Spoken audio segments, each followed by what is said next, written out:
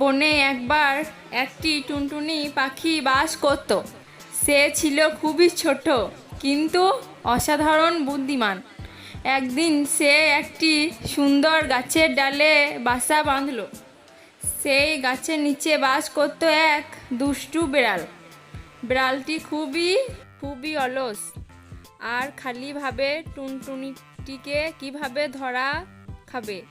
একদিন বিড়ালটি টুনটুনিকে বলল, টুনটুনি টুনটুনি, আমি তোমার গান প্রত্যেক দিন শুনি।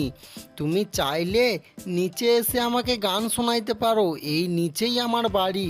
তুমি একবার নিচে এসো এবং আমাকে গান শোনাও। তোমার গান শুনতে আমাকে খুব ভালো লাগে। তোমার গলাটা না খুবই মিষ্টি। তুমি প্লিজ একবার নিচে এসে আমাকে গান শোনাও। টুনটুনি বুঝে গেল বিড়ালটির উদ্দেশ্য ভালো না। সে বলল, তুমি যদি আমার গান শুনতে চাও তাহলে চোখ বন্ধ করে গাছের নিচে বসো। আমি গাছের নিচে বসলে তুমি আমাকে গান শোনাবে? ঠিক আছে, আমি গাছের নিচেই বসছি। তুমি আমাকে মিষ্টি মিষ্টি গান শোনাও, আর সেই ফাঁকে আমি তোমাকে চেষ্টা করব খাওয়ার। আমি ডাল নেড়ে তোমার মাথায় গান ঢেলে দেব। বিড়ালটি বোকা, সে চোখ বন্ধ করে নিচে বসে পড়ল।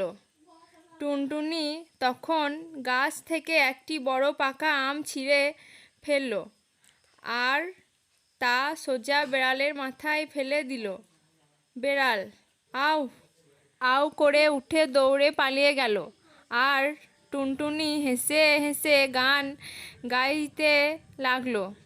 আমি টুনটুনি পাখি, ছোট্ট বটে, বুদ্ধিতে কিন্তু সবার সেরা, তাই তো বাঁচি খুশির হয়ে।